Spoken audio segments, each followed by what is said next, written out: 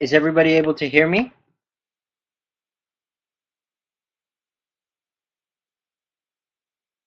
Good.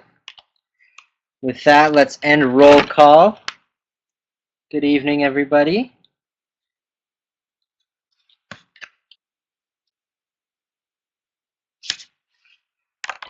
Today's topic is going to be stress. Now, this is a very quote-unquote controversial topic in healthcare right now, aside from the meat. But that being said, there are some percentages that I just pulled up that I had to look up because I wasn't sure. 75 to 80% of all hospital visits are stress related or stress induced. 75 to 70 to 85%. That means whether it's a pulmonary embolism, whether it's diabetes, whether it's any sort of weight related hypothyroidism, whether it's any sort of autoimmune condition, all of these are triggered by a stress response. Whether it's one or whether it's a prolonged activity, a lifetime of stressful habits, if you will. But that's not what we're going to focus on today. Today is stress and weight management. When we look at the amount of stress that is caused on a daily basis in today's world and how that correlates with our bellies, what goes on in our enteric nervous system every time we have a stress response. There are another percentage that I found outrageous, and that was nervous system. What happens to your nervous system when you are stressed? You become anxious. 45% of all teens, 45% of all teens ages 7 to 16 recorded being anxious on a daily basis. That's almost half the population. 26 tweens, so those even younger, getting into their teenage years, are presented with anxiousness. And there's a lot of things, of course. The previous generations had, playground bullies and things to worry about. But when you look at what causes stress for these kids these days, it is everything from the physical manifestations, their relationships, whether it's parents getting divorced, friendships, things like that, to tiny little things such as social media. Who liked or who didn't like a picture on Instagram? Who commented something on their Facebook post? This is basically another stress response. And teens and adults are treating these stress responses the same way as we would have if a saber-toothed tiger was chasing us, which is the only time that our body was supposed to trigger any sort of hormonal release. We were physically built to sit around a campfire for 18 hours, 19, 20 hours out of the day. And there was only one stress response, and that was during the hunting. We were meant to be hunters and gatherers. There was supposed to be only one stress response. What's happening now? I recently went to a conference, and one of the presenters explained it unbelievably. It was the perfect analogy. We are Flintstones living in a George Jetson world, right? We are these archaic human beings that are forced to try and keep up with this crazy, hectic lifestyle that is constantly changing and ever evolving. My father likes to joke about dial-up speed, internet speeds. When they were growing up or anything like that, dial-up speeds, you would allow a page to load, go eat lunch, and by the time you came back, it was ready for you to read. Now, if we have a slow internet connection, we freak out. If something isn't loading on our phones, we have a panic attack, get frustrated. And all of this has an impact on our physiology. all of these different stress responses have an impact on our physiology. The main one that we're going to talk about today is cortisol levels. What happens when there's an increase in cortisol? Cortisol is the stress responder, by the way. Anytime we're stressed, cortisol increases. That's the hormone that is released. So whether it's being chased by a saber-toothed tiger or whatever, traffic, an argument at work, an argument with your partner, anything that causes stress will increase your cortisol levels. Now what happens because of the increase in cortisol is your liver has to decrease the amount of blood sugar it can uptake. So that's where it has to produce insulin, and that's where insulin resistance comes into play. That being said, type 2 diabetes and obesity are the two highest causes of death, mortality in the United States. And keep in mind, those are precursors to any sort of cardiovascular disease. Now, how exactly does this fit into everything that we're going to talk about in terms of Ayurveda? Ayurveda is a much more comprehensive, and I like to call it a holistic approach to modern medicine. We don't have answers, but we ask all of the right questions. What goes on in your body, we all know, whether it's diagnostic tests, whether it's increased heart rate, or whether I felt it in your pulse. Whatever it is, we know that there's increased stress levels when somebody's presenting with insomnia, low energy levels, things like emotional melodrama, basically mood swings. Any of these things are caused by the adrenal fatigue. Now, when you go to a doctor with those same responses, with those same basically triggers, that's what they're going to label it as. They're going to say you have adrenal fatigue. What does that mean? Your adrenals aren't functioning the way that they're supposed to. Absolutely. We all know that there's two responses in stress, right? Flight or fight. Some of you know that there are three: fight, flight, or freeze. And in Ayurveda, each of those can be correlated with each of the three doshas. Vata is flight. You're going to get scared and leave. Take flight. Fight is those strong and stubborn pittas. And freeze are the lovely kaphas. Now, all of those are valid responses to stress. But how do you know at what point you will have which trigger? And what impact does that have on your endocrine system, your adrenals? There is one major factor when it comes to those three responses, and that is your imbalances. You might have a strong pitta prakriti and think that you will fight off any and all stressors. But if you have a strong vata imbalance going on right now, you won't even want to deal with it.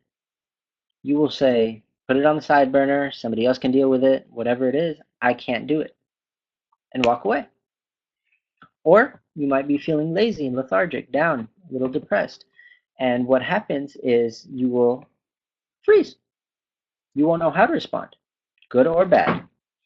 You won't know whether you need to take action or you need to step back and let things unfold. So how can we predict these outcomes? When you look at Ayurveda, there are a lot of different causes for imbalances. Everything from the changes in weather, seasonal changes, to diet, routine, exercise. All of these can have a change or impact on your physiology. For a lot of you that have come in and seen me, you guys know both your prakriti, or your body constitution, what you're supposed to be innately, as well as your current Vikriti, or your current imbalance, what's going on right now. And so according to what we spoke about and what we know about stress in the physiology, there is a direct correlation with weight. There's one factor, at least in my opinion, one key factor that occurs when a stress response takes place in your body. And that is either the release or non-release of leptin. Leptic acid is a formula that basically tells your stomach to tell your brain when you're full. And that does not take place in a stressed person. They either don't know when to eat because leptin isn't released. It's not telling them, oh, I'm hungry. It's not telling the brain that, oh, I'm hungry. Or there's an overproduction of leptin, which means that that trigger does not stop. They just keep eating and eating and eating. Even when they've had enough, that leptin is still being released constantly, telling them to keep eating. And that's where the disconnect is. So what happens when one of these stress response occurs is your leptin gets thrown out of whack. A lot of people come to me and say, oh, I've been traveling a lot, I have constipation. Good, Vata imbalance, we all know that. But a lot of people will also say, oh, I have no appetite. A lot of people after traumatic accidents or incidents, death in the family, won't eat for days, weeks at a time. They won't have any appetite. Why? Because there's no leptin being produced. Now, what happens when you're stressed, your adrenals become so saturated with cortisol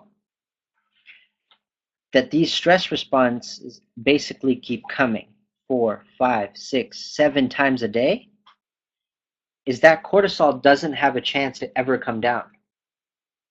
And so this leptin is always being produced. It's always constantly, your stomach is telling your brain, I'm hungry, feed me. You need to feed me. I don't know when I'm going to eat next. Your mind, not knowing any different, not knowing whether you just ate or not, is going to tell you, okay, it's time to eat. You could be having a meal, just finish a meal, and be hungry instantly. Think about your next meal. Now, we always chalk this up to a pitta imbalance, which some cases it's true. Pittas just have an incredibly high metabolism. And when this leptin isn't in control, that is where type 2 diabetes, that's where obesity, that's where insulin resistance, all of these come into play. We all know the precursors of cardiovascular disease, and what happens if somebody is diagnosed with cardiovascular disease is they basically are put on a fat-free diet. Say you need to cut down on carbs, they need to get more exercise, all for what? All of which are reducing hormonal stress levels in the body. You look at meditation, you look at yoga, you look at exercise, you look at healthy eating, all of which are prescribed to cardiovascular patients, all of which have an impact on stress-reducing hormones. Correct? So, what can we do even if we're super laid back, super chilled out, have no stresses in our lives, but still can't seem to shed those pounds? What is going on in our body? There are many different hormonal changes that happen throughout your lifetime. When you are a child, we say you're in a kapha period. That is where all of the lubrication and structural aspects are taking place. Your body is still forming, your bones are still fusing together, your body is basically growing. Middle age is pitta time. You have a lot going on around you, inside you, you have a lot of fire, you have a lot of passion, you have a lot of heat in you. Excuse me. And vata is your elder years, basically times where everything is sort of slowing down, drying up. That's where memory starts diminishing because the myelin sheath that was once ever so prominent in your childhood years is being worn down. And that's where, again, the brain synapses comes into play. But what happens to the hormonal imbalances? As we go through different changes, and you have to keep in mind, it's a lot different for women. Women go through 6 of these changes. They go through a specific change every month. They're basically retransforming their body every month. And we have been told by society, by media, for it to be not such a big deal. Oh, you're on your period? That's not an excuse, right? We have, I remember when my mother first came to the States, she told me this story much later on, but she saw those pads for athletes where you can be physically active on your period. And she was confused because when you're, traditionally in India, when you're on your period, that's a time of rest and recovery. Your body is trying to shed itself and cleanse itself, and you should take time along with that. But the point of the matter is, every time you have one of these changes, there's a shift in hormones. Your adrenal glands will have an impact on the hormones that are released. And if your diet routine and exercise are not up to par all the time, constantly, then you will have an impact. Your physiology will be impacted by the slightest changes. So what can we do to combat stress? Now, I'm not going to go and talk about traditional yoga and meditation and everything that happens. We're all believers here. We all trust and believe, but there are a few specific things. One, I want to talk about herbs. There are a few plants that are unrivaled when it comes to stress. First of all, one being ashwagandha. Ashwagandha is known in Ayurveda as an adaptogen. Whether you have a flight, fight, or freeze response, this plant, this herb, will automatically know what you're lacking and help you there. Ashwagandha, translated from Sanskrit, literally means the sweat or hair of a horse. It means it will give you vitality, the vim and vigor of a horse, as well as sexuality if you're lucky. But one of the biggest contributions that ashwagandha makes to the physiology is it changes the way that your body responds to stress. I always tell the story in my lectures is I used to work in Chicago and had all of these big corporate executives come up to me and say, I'm stressed, doc, give me a quick fix. Okay, there's 2 things that we can do. One, we can eliminate the stress. You can quit your job, get your divorce, leave your kids, whatever it is. Or we can physiologically change the way your body responds to stress. And that's what we're trying to do through all of these other modalities, such as yoga, exercise, and such. Now, that's what ashwagandha helps to do. Another very important one is called the shilajit. I'll type it out for you. Shilajit is a mineral pitch, and it's found on the rocks of the Himalayas. But it's basically looks like a black tar, black sap, that is very potent. So one of the reasons that we like black salt in terms of medicine is because of its sulfuric properties. The reason we like shilajit is because it has a drawing property. It goes deep into your tissues and basically clings on to any sort of stress or toxins that you've been holding on to and pulls them into the bloodstream. So after that, we can use purgation or purgatory process to eliminate those out of the system. And to top off my top 3, the last one I would say would be Brahmi. A few of you have heard of this. In the West, in the United States, it's used as plant decoration in aquariums. So if you go to any PetSmart, Petco, you can find it. But Brahmi, the scientific name for it is Bukoba moneri, and it looks like a little three-leafed clover. But it's very bitter, and it has a great impact on the mind. It's known in Ayurveda as a Meda Rasayana. Rasayana, we all know, is a toxin or elixir. And basically what this simple plant does, you eat it raw. It doesn't need to be in a powdered form. You don't need to curate it with an oil or anything. You can pick the leaves and put them on your tongue. But it basically, because of its bitter and astringent qualities, it helps to restructure the brain synapses in the same scientific and structural way that meditation does. When we look at meditation, the reason it's so effective is because there's a systematic pruning of the brain gaps, brain synapses.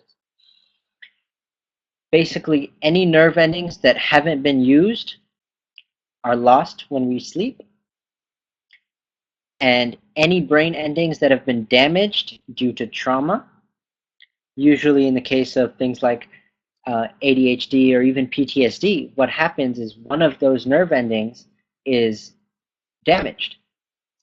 This trigger creates this response. Whereas that same trigger used to create a different response before. So whether it's a positive or negative response, you fall back into that feedback loop. We have soldiers come home from war and the sound of a car starting up or a car backfiring or loud noises sets them off. Why? It's because their brain has been reprogrammed from that traumatic incidents.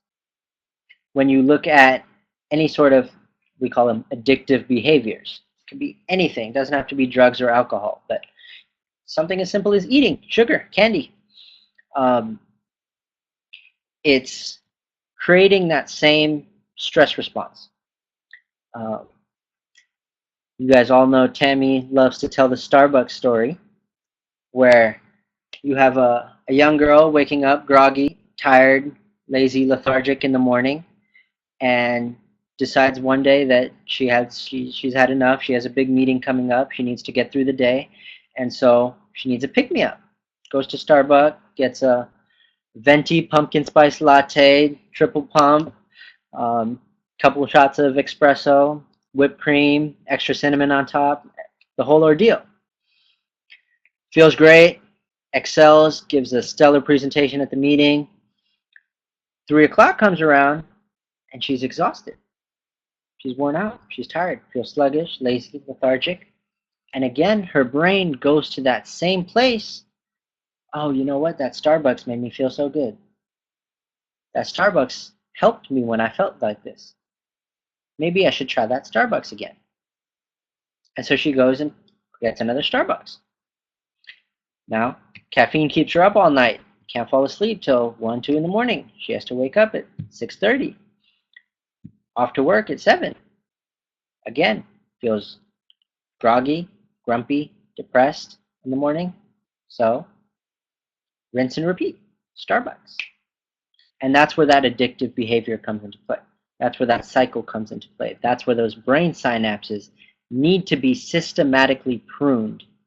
They need to be taken one by one individually and either broken down and digested, metabolized, and assimilated so that that response no longer occurs, which in our Ayurveda would be quote unquote full recovery. Or in most cases, even recovering rehab addicts or anything like that, it's very simple. They usually take that behavior and replace it with something else, good or bad. You see a lot of people that were on drugs, rehabbed, and now are addicted to things like sunflower seeds. Good. I mean, it's not a bad habit, but again, every time that their brain goes through a bender, they're no longer going to the drugs, but they are going to the sunflower seeds. And so that's what the recall in the mind is. And so when we change that in our physiology, we change the way that our body responds to that stressor, to that trigger. And that's what we want. We should be always in control and be able to respond to a certain trigger as opposed to react to it. How are we doing so far? Questions, comments, concerns?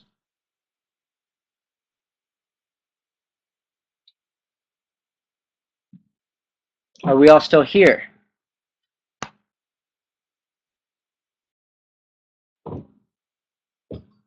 Doing good. Okay.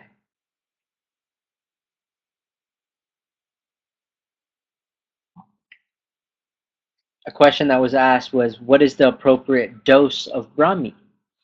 If you have the plant in front of you, you take a few stems, maybe 10, chew them in your mouth. If you're taking capsules, tablets, it's 2 tablets at breakfast, 2 tablets at dinner, 150 milligrams each.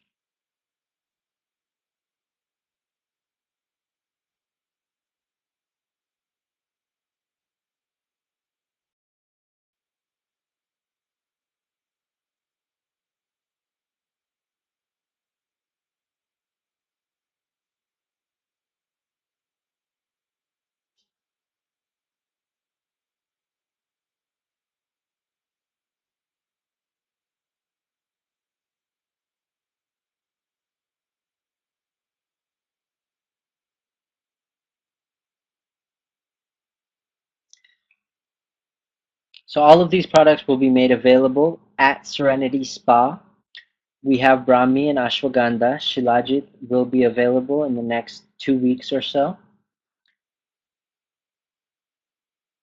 Black salt usage was a question that was asked as well. Black salt should be used very sparingly.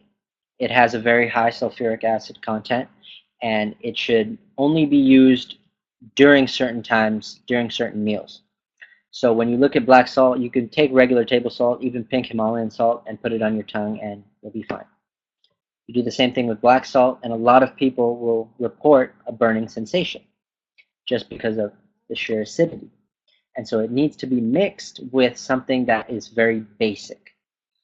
And when we look at basic foods, it's basically anything such as dark green leafy vegetables, no citruses, no tomatoes, basically no red foods, anything that has a lot of acidity in them. One of my favorite recipes for black salt is making paneer. You can make homemade cottage cheese, and just sauteing this cottage cheese and sprinkling a little bit of black salt. The cheese itself will help neutralize the acidic content in the black salt, and it's a great vehicle for it to transfer any sort of sulfur throughout your body and for complete elimination through the liver and kidneys.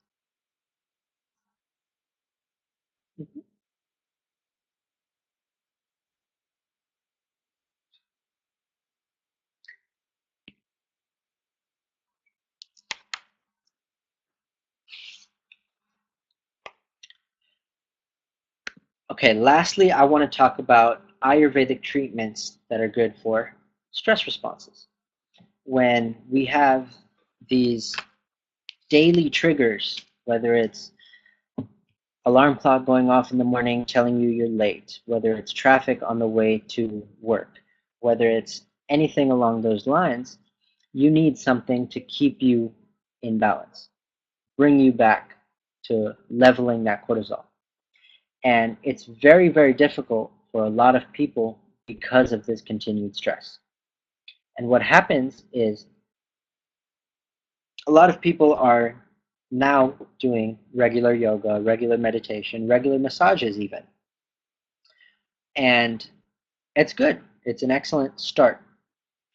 But from the time that they get their massage or their treatment to the next time they get it, it's too long of a time, too long of a period for something to go wrong in the physiology. You need healing on a daily basis and on a very personal basis. one of the best things that you can do for yourself is a daily abhyanga. Abhyanga means oil massage. And I've prescribed that to, I'm sure, each and every one of you. But the reason it's so helpful is because this is your time to nurture yourself.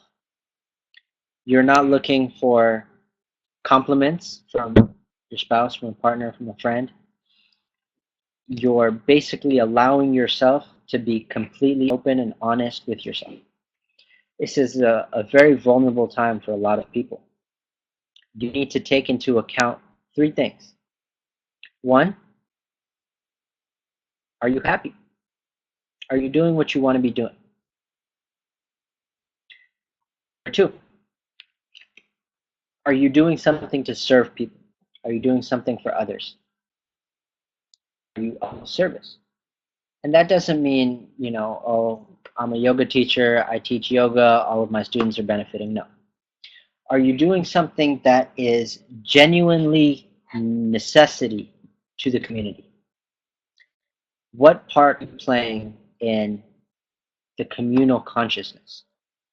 Are you putting out aggravated responses, stress, anger out there? Are you taking too much in? Are you putting the weight of the world on your shoulder? Anything it is, you need to be very open and honest with yourself. And lastly, are you doing something today that makes you happy? That you are on your path, you are on your way to being you. I know a lot of people that either are stuck in a job they don't like or have the job because they need to. They don't have another option. They don't have another choice. They need to put food on the table. And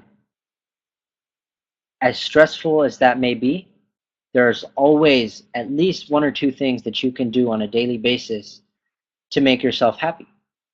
Whether it's something as simple as listening to your favorite song, listening to music, playing a sport, going out, exercising, helping somebody, spending time with somebody you love. Whatever nurtures you needs to happen on a regular basis.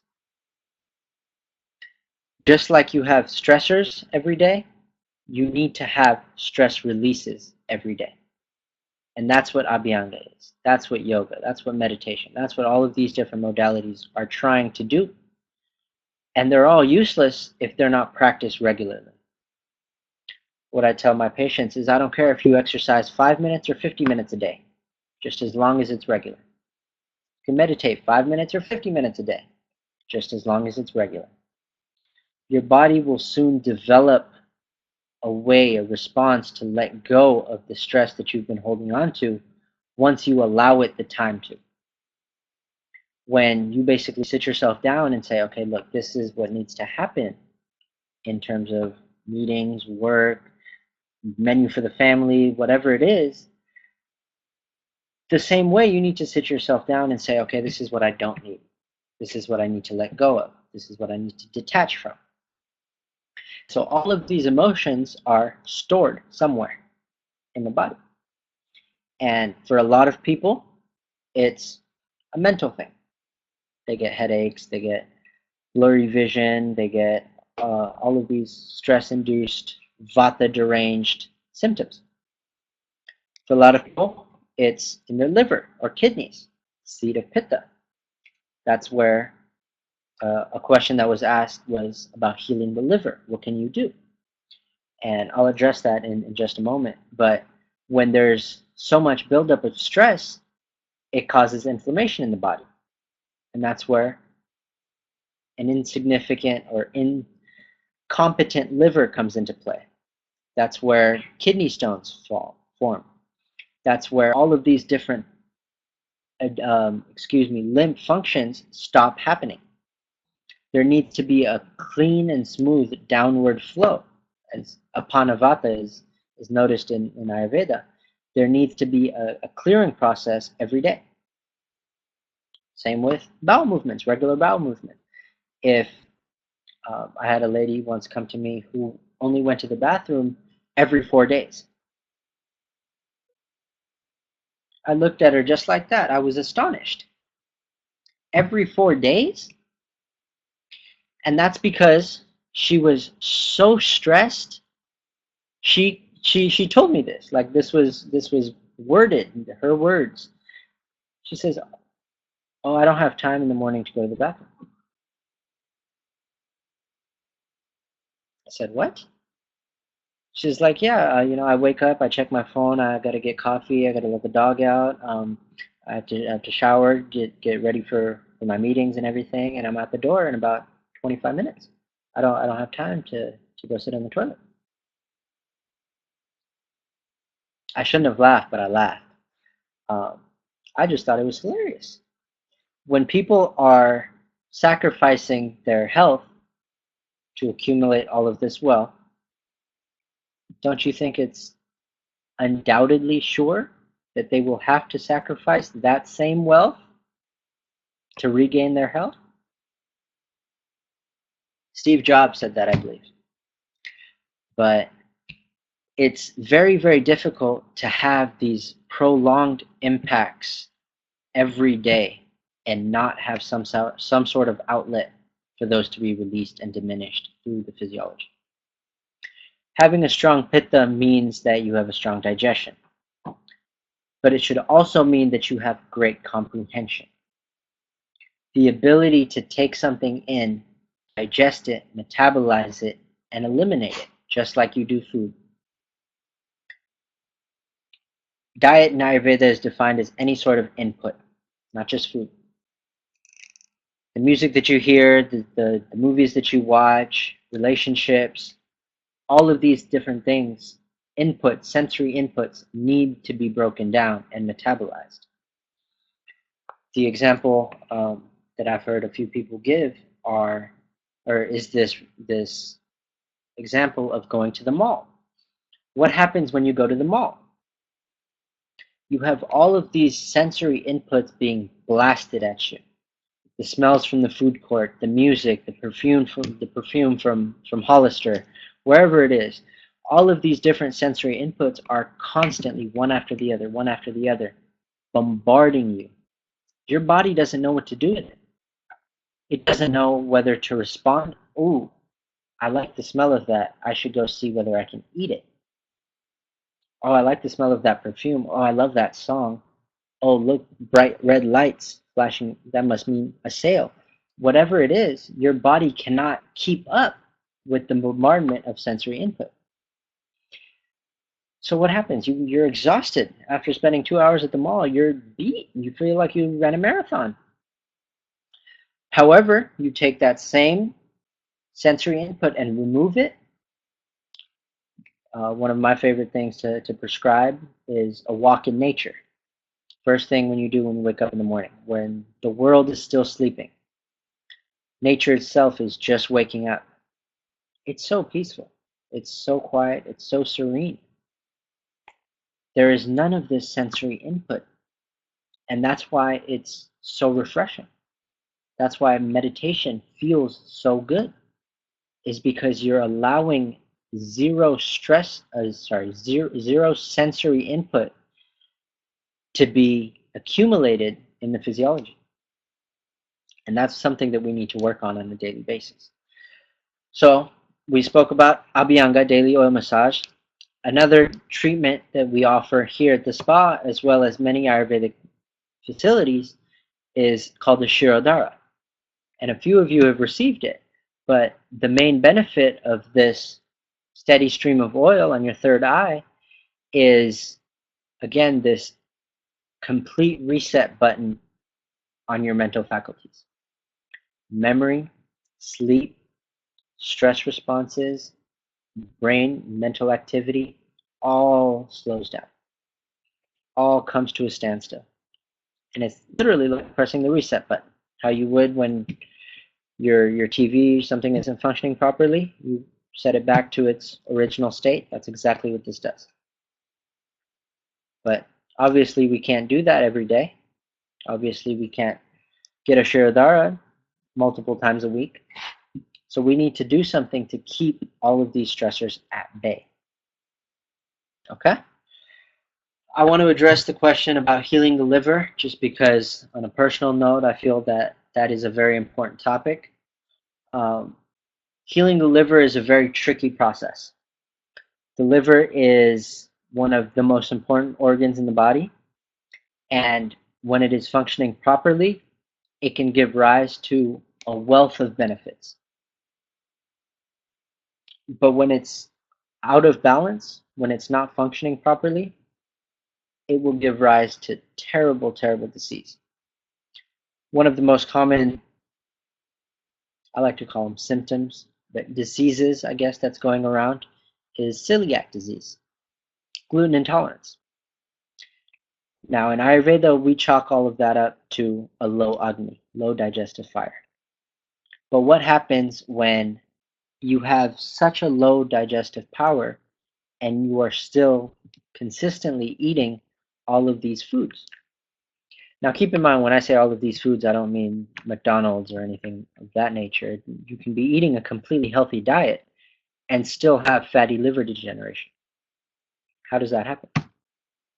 You're eating nothing but green smoothies and salads. How can you have any sort of fat in your body? And that again goes back to this stress release. When cortisol is increased because of stress, the blood sugar, the glucose, drops. Your liver then is forced to produce insulin to make up for any of the lack of glucose in your system, in your bloodstream, excuse me. And that's where it becomes fat. It becomes so bulky that even when you're on a strict regimen of diet and routine, it's not being able to filter everything out the way that it's naturally able to do. And so even if you're on a healthy diet, there's very strict ways to reduce that inflammation, that fatty liver degeneration. And one of them is a detox. It's called panchakarma. And we'll talk more about that in another segment. But healing the liver in terms of inflammation is the first thing. We have to reduce the pitta on all forms, all faculties. There should be very, very little heat in the body, and all of that should be placed in the small intestine. You need to find any inflammation outside of the body, outside of the small intestine. When you have headaches, migraines, when you have any sort of joint inflammation, when you have any sort of muscle soreness, pains, aches, all of this is inclination of this pitta spreading, being vitiated out of the liver and into the rest of the body. So the first thing we need to do is bring pitta back into its place.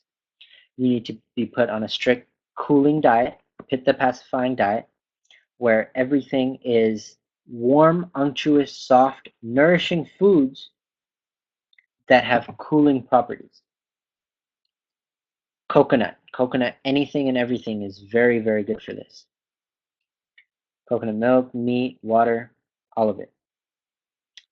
Again, incorporating all 6 tastes is incredibly beneficial for the liver because you're allowing all of the bitter and astringent qualities to help pacify the pitta dosha, help bring it back to where it's supposed to be. Now, another thing that you can do for specifically fatty liver is making sure that you are on a very, very bitter diet. Bitter gourd, any of the squashes, anything, Brahmi is an excellent herb for that as well. But when you have these bitter foods, it basically has a scraping quality on your liver. It takes any of this excess fat that is built up over the years and drags it into your bloodstream, therefore into your stomach. And after that, you need a simple purgation process, daily purgation process, something as simple and basic as Trifala or Trikatu, the 3 fruits or the 3 roots. And so there's a very specific regimen that goes along with healing the liver. And so I'd like to spend more time on that, but that will have to be saved for another night.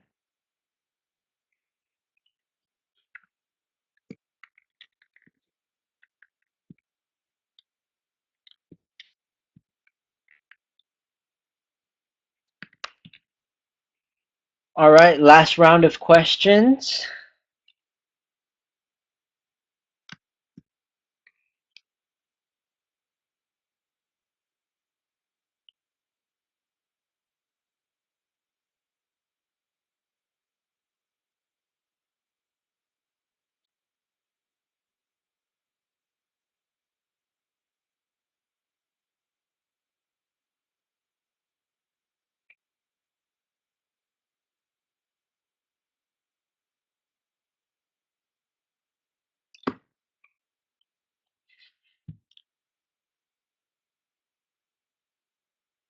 No questions. Uh-oh, I must have done something right.